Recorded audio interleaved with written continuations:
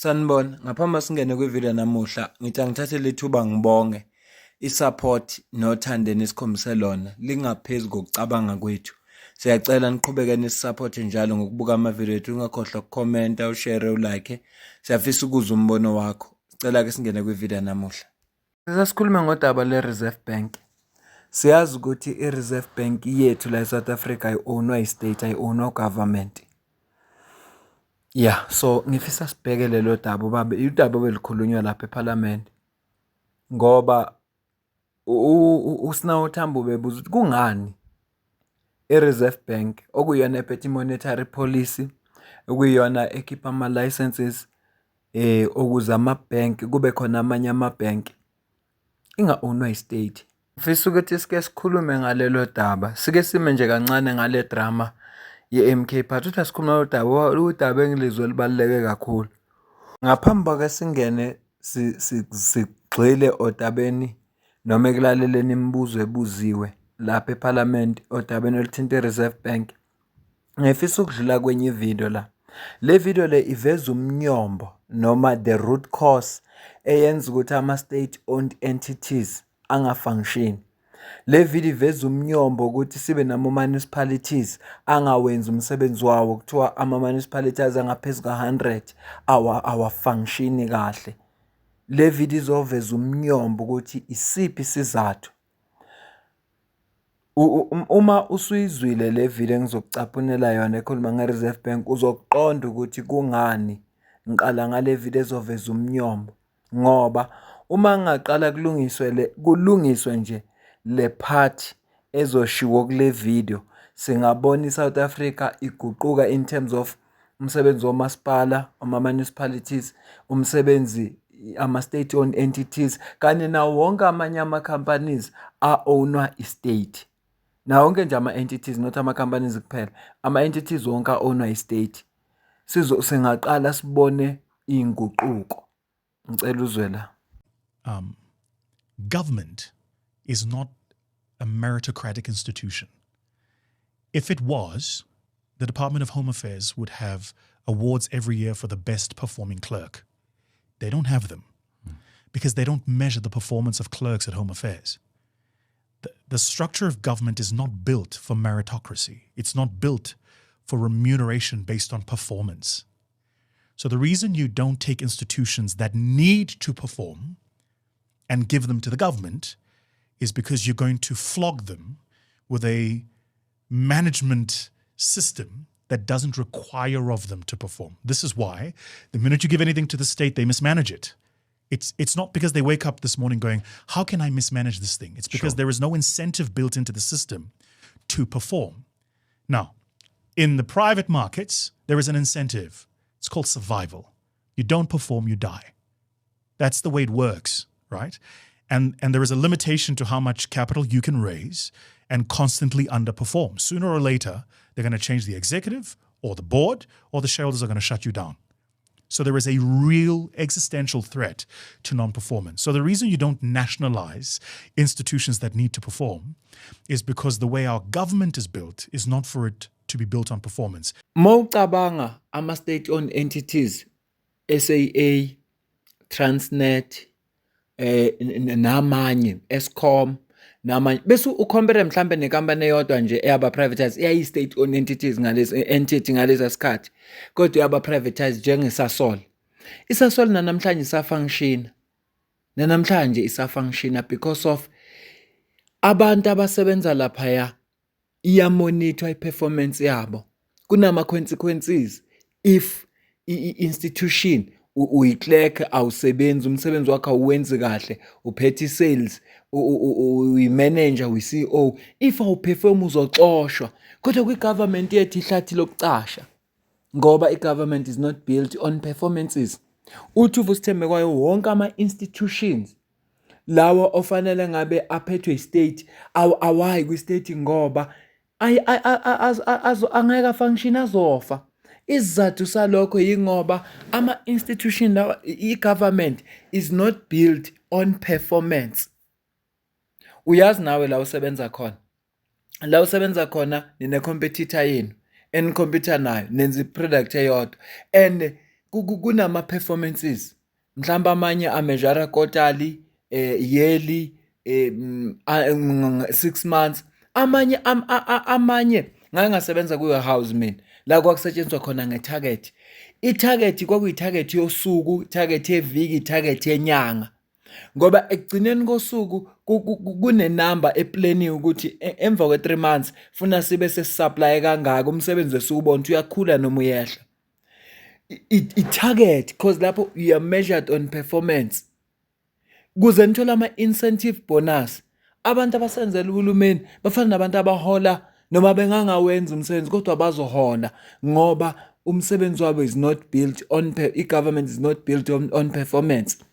So ngizoyicaphuna le video ye-Reserve Bank, sizokhuluma ngayo, kodwa kubalulekile ukuthi siyiveze lento ukuthi i-government yethu uma ingashintshi i-system, azi umuntu ukuthi uma ngene kamasipala, akungasho ukuthi uma usungene kamasipala uzuphume ngempesheni noma kuthiwa uwenza umsebenzi wakho noma kuthiwa awuperformi. Funa uma ungena kamasipala wazi ukuthi uma ngingenzi kahle i-task enginikwe yona bazongikhipha baqashe omunye umuntu. Lena ingasiza ekuthenini kungaqashwa abantu ngoba bephatha ikhadi lenhlangano ethize.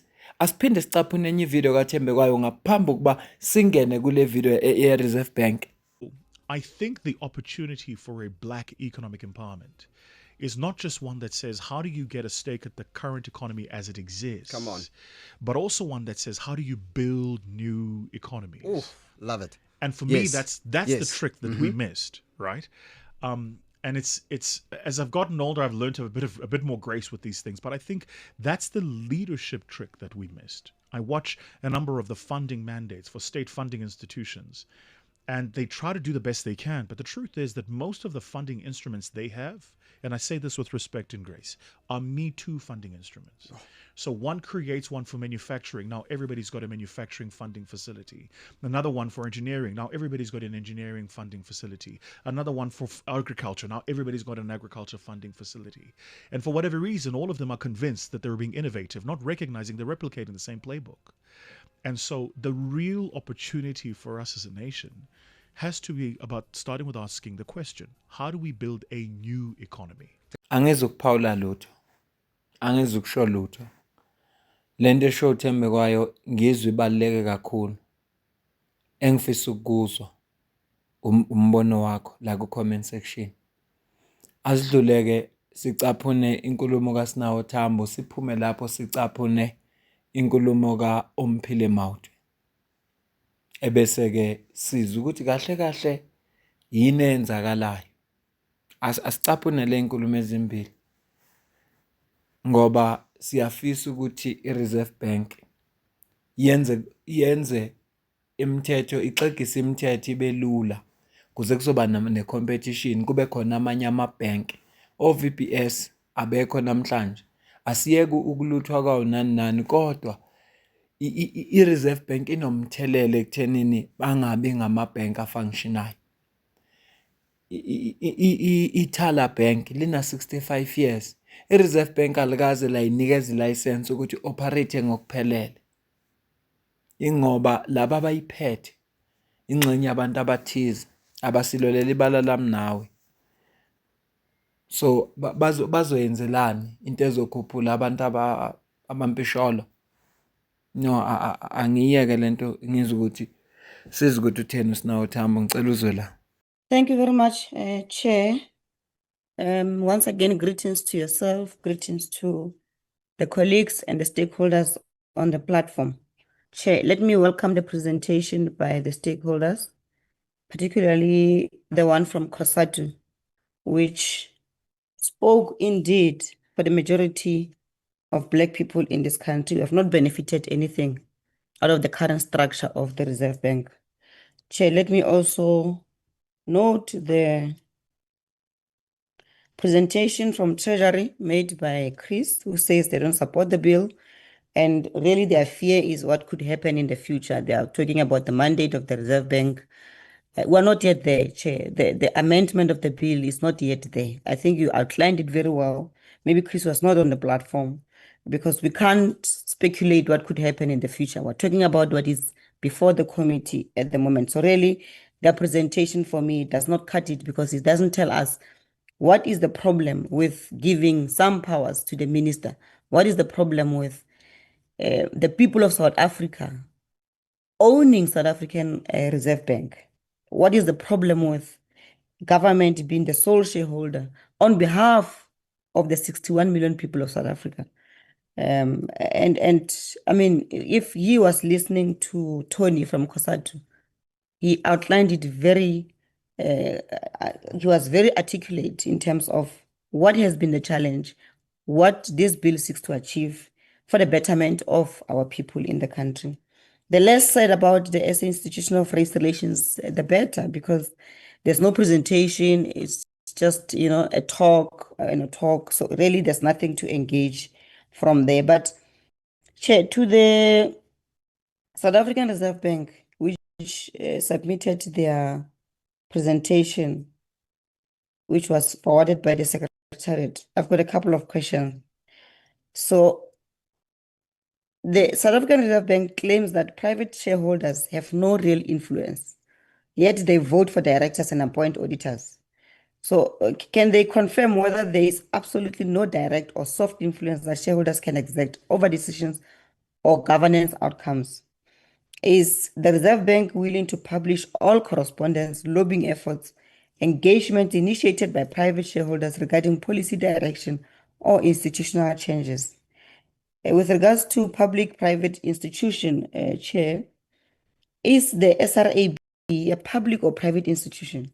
If public, how do you justify the continued existence of private shareholders, especially when government itself holds no shares in the institution, where the minister does not have the power to appoint directors, like it is the case with state-owned entities, where the minister does not have the right to appoint auditors, like it is in other state-owned entities? And in terms of the shareholder interest in nationalization, SARP claims that foreign shareholders, including German nationals, are actively lobbying for nationalization to trigger compensation.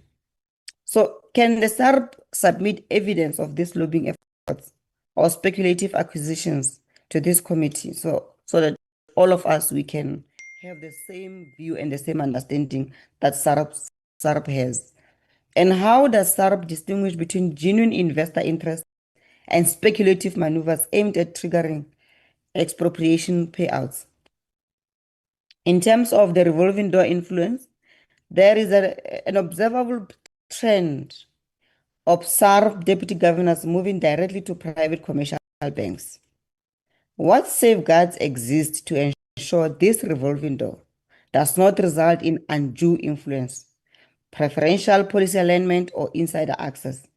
So can the SARP share data on how many senior officials have joined commercial banks in the past 10 years after leaving the South African Reserve Bank?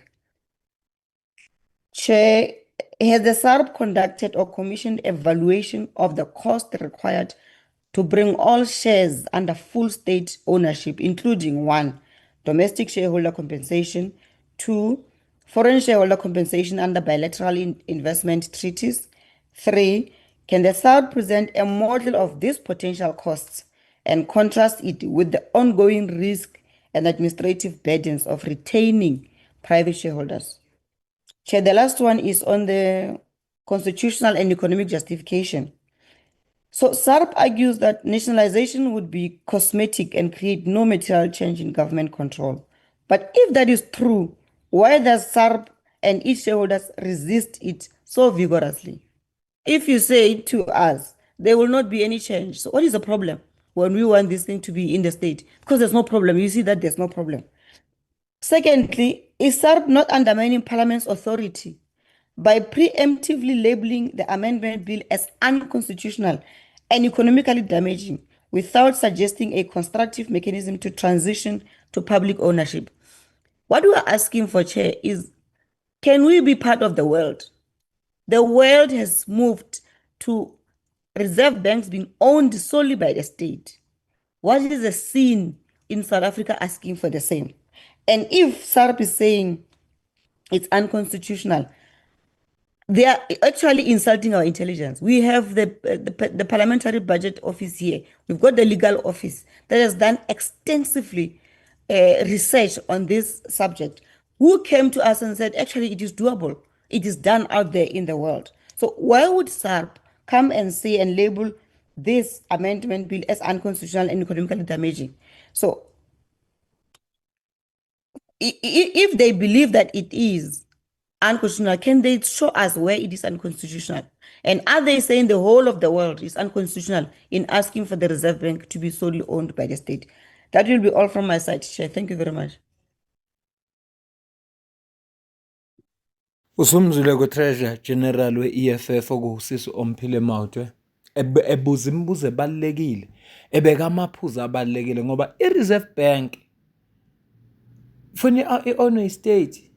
Nalo mlungu oveza ukuthi ngeke ilungu ukuthi inga-ownwa i-state wabala nezizathu. Isizathu sakhe engingase ngivumelane naso mina yilesi sokuthi wonke ama-state owned entities aphethwe i-state 100% awafunction.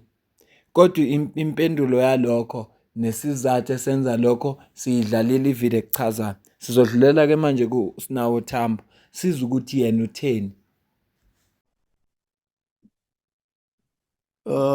Thank you, Honorable Van Rooyen. Honorable Thambo. Thank you, Chair, and thank you to all those who have made their presentations.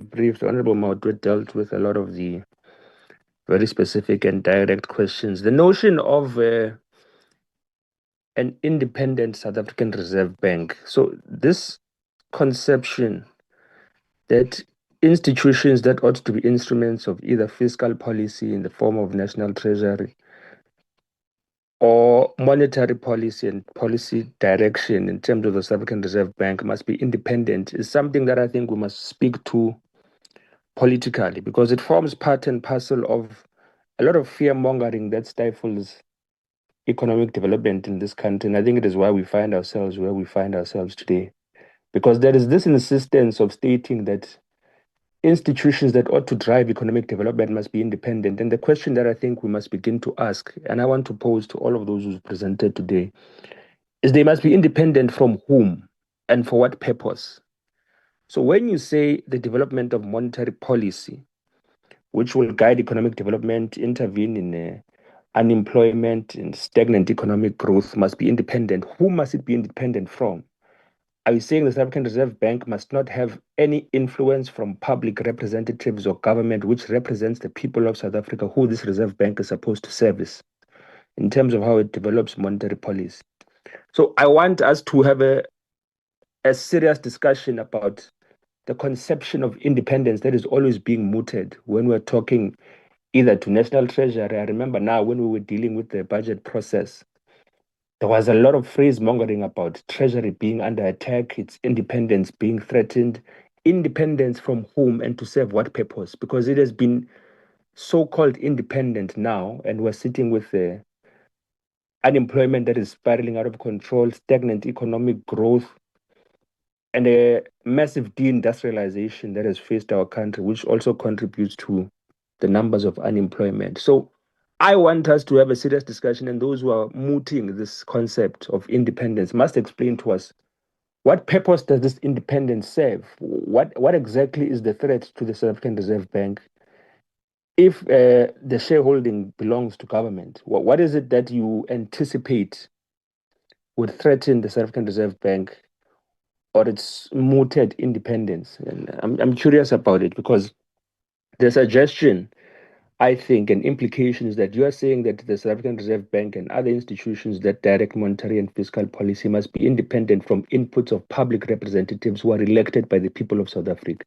Now, I do not know whose interests this independence serves, as it has been so frequently mooted. So I want us to deal with that, because it is part and parcel of fear mongering that I think stifles a lot of necessary change in terms of how we guide economic policy in South Africa. The same can be said about the narrative. So there's narrative building rather than direct confrontation with legislative proposals. There's narrative formulation about how the South African Reserve Bank nationalization will lead to capital flight, will lead to a loss in investor confidence, but no one is ever able to quantify. And this speaks to even expropriation of land without compensation. This speaks to the Transformation Fund. All progressive pieces of legislation are always being covered in a narrative formulation of there will be capital flight, there will be investor confidence losses that will harm the economy, but there's never anyone who's ever able to quantify these things. So it's speculative fear mongering that is always pulled out of the pocket when we're trying to guide the developmental mandate of institutions in this country while we're seeing our economy basically stagnate and go on the brink of collapse. So can anyone, because we're being asked here to how will we quantify the value of shares, how will we quantify compensation if there will be so? Can there be a quantification of the losses in terms of capital flight and investor confidence that will occur should we proceed with this progressive piece of legislation? Because the burden of quantifying things is always being placed on those who are trying to develop mechanisms to grow our economy and guide monetary policy in a manner that will develop our economy. So can we get a quantification of these threats that are constantly being bandied around? I don't want to talk too much about the comparisons between how SOEs have gone in the past decade and a half due to mismanagement by government, because I think it is a slippery slope that we must not try to go into, because it concerns me. It means that we are expressing an inherent distrust of governments to run any institution. And if we proceed in that manner, then we're going to end up privatizing all functions in South African society. So the public-private partnership theorem that has emerged recently is part and parcel of this inherent distrust of government running institutions due to the failures of a regime that was in charge for the past decade and a half, and perhaps since 1994. Now, I do not think that the incompetence of those who have run SOEs since the democratic dispensation should then inform the fact that we must essentially allow the private sector to run South Africa like a private corporation. I think it's a misguided notion. I think it's a false equivalent that we must not allow ourselves to fall into. And those who belong to political parties who are governing are astounding to me because they're expressing a lack of confidence in themselves. The African National Congress and the Democratic Alliance are governing South Africa. And they are trying to say to us to avoid the collapse of the South African Reserve Bank in the same way that we've seen with state-owned entities. We must allow private shareholding to continue. And that is an expression of lack of confidence in themselves. So I'm not sure why they are creating this false equivalence. And I think it's something that is dangerous in terms of how things are structured now. And I think that the second last point I want to raise as well is why has the South African Reserve Bank stopped publishing the shareholders list? So I saw earlier in the presentation that they say it's publicly available. Treasury says it's publicly available in terms of the shareholders index. But if you go to that website now, the last report in terms of shareholders index, which has been published, is from 2021. So why has this list ceased to be published, and where and when was this decision taken?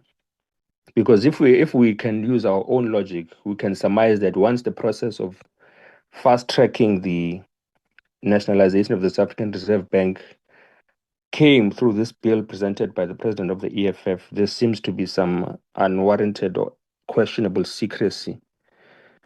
And another thing that we are going to do, and we'll expect a detailed response, is how much has the South African Reserve Bank paid to private banks in interest since the shift to shortage-based framework to surplus-based framework? So we need a detailed report, and perhaps starting from 2022, of how much the SRB has paid to private banks in interest since the shift to shortage-based framework to surplus-based framework. Because we also suspect that this is part and parcel of the reason why the Reserve Bank is against the amendment of the Act to put the Reserve Bank under state control. The relationship, and the Honorable Maotwe spoke to it as well, between the Reserve Bank and the commercial banks is something that we're beginning to suspect is nefarious. And the trend she spoke to as well of deputy governors moving directly from commercial banks once their tenures have finished from the Reserve Bank is part and parcel of the reason why we think this needs state guidance and state control as things are currently standing. But I'm interested in a conceptual conversation as to why do we insist on independence, and independence from whom, to serve what purpose? And with those conceptual questions, and I think I'm posing that to Treasury, perhaps the South African Institute for Race Relations as well. I don't want to speak too much about my own perception of that institute politically and whose their presentation represents. But I'm interested because you build a lot of narratives without any substantiation. And I think now there needs to be much more deeper responsibility to explain and quantify the fears that we generate when certain pieces of legislation are being proposed in Parliament. Thank you, Chair. Okokuqala nje asibonge ku-CIC ngokuthi aliraise lolu daba ukuthi ake kukhulunywe amendwe ibill ephethe i-Reserve Bank ngoba iPhalamende linamandla okwenza lokho ukuze sizobona amanye amabhenki kube ne-competition. Ingake lama-commercial banks lawa khona benza umthetho ube nzima, umthetho nje own ibhenki angingangeni futhi nakuwo. I-MK Party osukwini lakusasa Colin Makhubela kanye no-Dr. John Mandla Kayisehlophe bazo-address ama-members we-media kusasa. Bazokwazisa abantu ngazo zonke iy'nhlelo ezenzakalayo ney'nguquko uma ngabe zikhona bazokwazisa abantu kusasa. Bathe-ke bamema ama-media houses ahlukahlukeneyo ukuthi awabe khona. Kuzobe kune-session ye-questions and answers. So yonke into abantu abafisa ukuyazi bazoyizwa kusasa. Ngicabanga ukuthi udaba lakhona sizolikhava kahle kusasa. Noma le video ngicabangile ukuyenza ibe ngabo kodwa ngibonile ukuthi akusizi ukuthi ngiyeke into ebaluleke kangaka ye-Reserve Bank bese ngikhuluma le yodwa. Ngiyacela kuze ukuphawula kwakho la ku-comment section. Bese mina nawe sidibana kwi-video elandelayo. Ngiyacela usisupport ngokujoina i-membership. Ngiyacela usisupport usidonatela noma ngamalini. Ikhona i-account kwi-comment ephiniwe. Ngiyabonga.